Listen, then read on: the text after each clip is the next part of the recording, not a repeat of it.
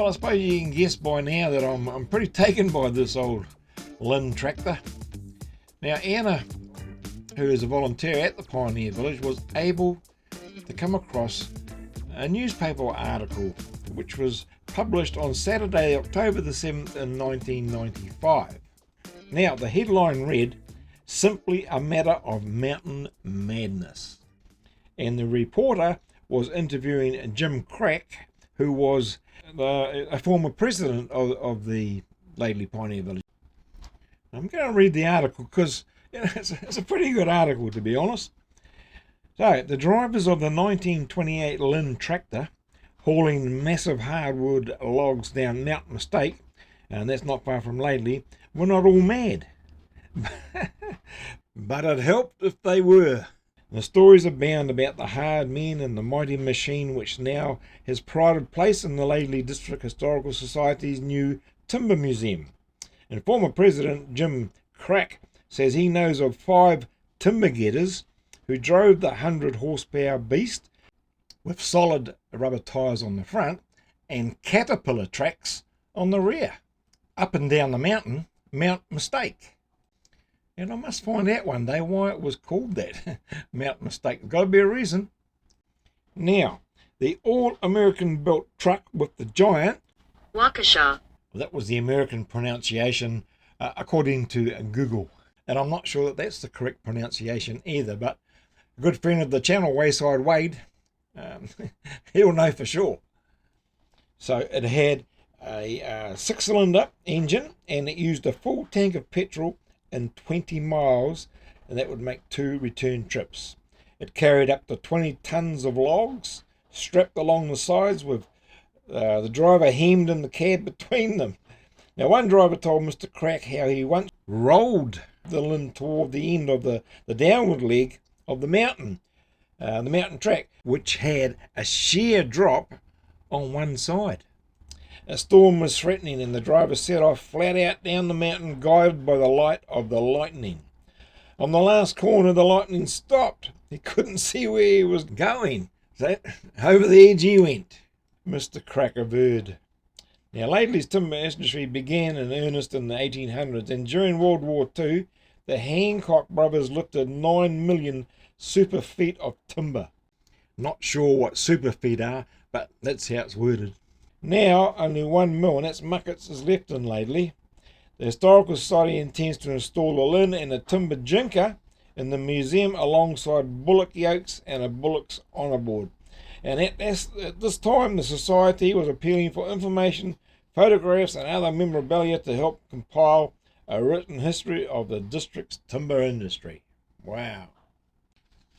Now, of course, this article was written way back in 1995, and yes, they do have all that, and well, I guess that's another topic. Certainly something else to draw at the village. Now, to date, I've been unable to find out who actually donated the Linn Logging Tractor to the village. However, the committee are looking at, well, they've had it for 30 years, so they're planning to hold celebrations next year to celebrate, having the Linn Tractor there for 30 years.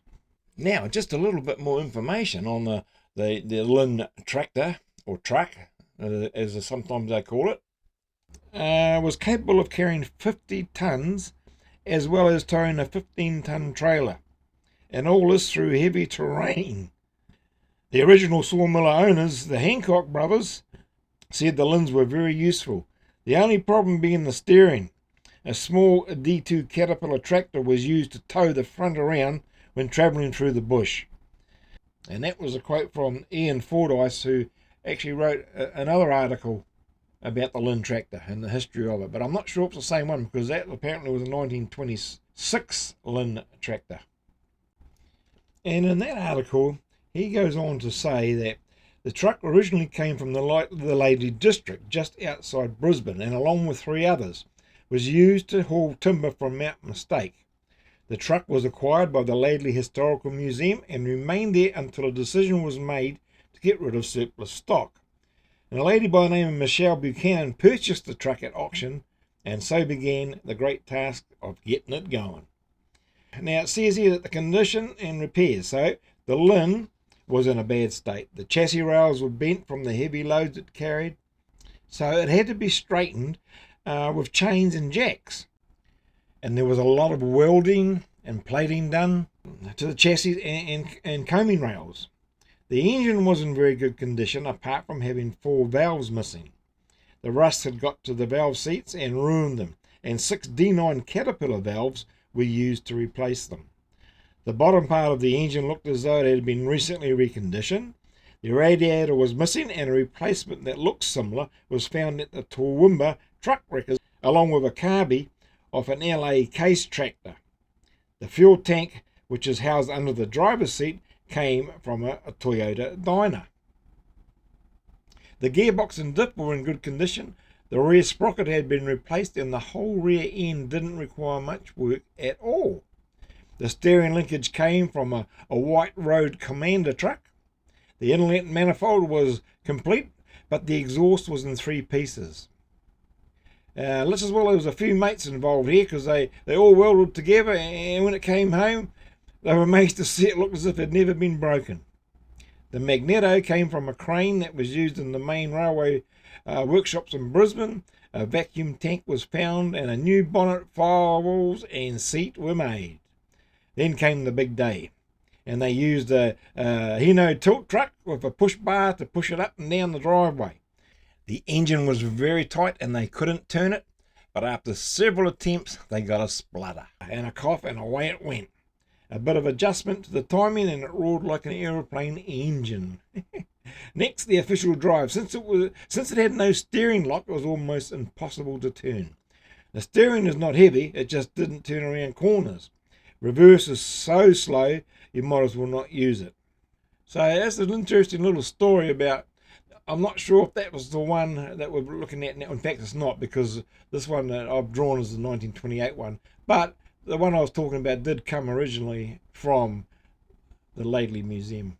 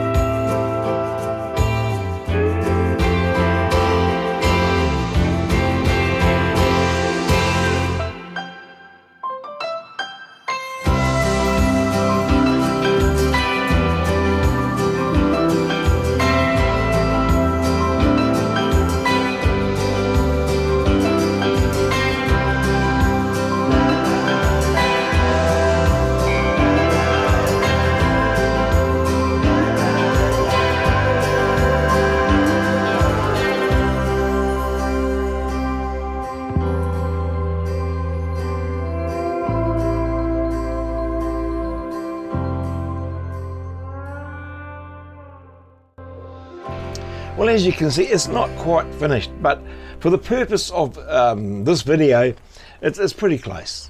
I mean, I've got a few things I want to do to it, like add in a bit more sky and a bit more on the hills in the background there and the stones there. But apart from that, the Linn Tractor is pretty much it. Pretty much done. Now, I've really enjoyed bringing this series to you, drawing the old Linn Tractor and then inking it. It's just such a fantastic piece of history, you know, from back in the earlier days. And it's amazing how much technology has changed in such a short time. Anyway, if you've liked this video, give me a thumbs up, share it with your friends, and leave a comment. And if you haven't yet subscribed, ring that bell, click on all, that way you'll get notified every time a new video comes out. Now don't go away just yet, because if you enjoyed this video, you're going to enjoy this one next. Well, that's about it this week, my friends. Have a safe weekend, and we'll see you in the next one. Same time, same place.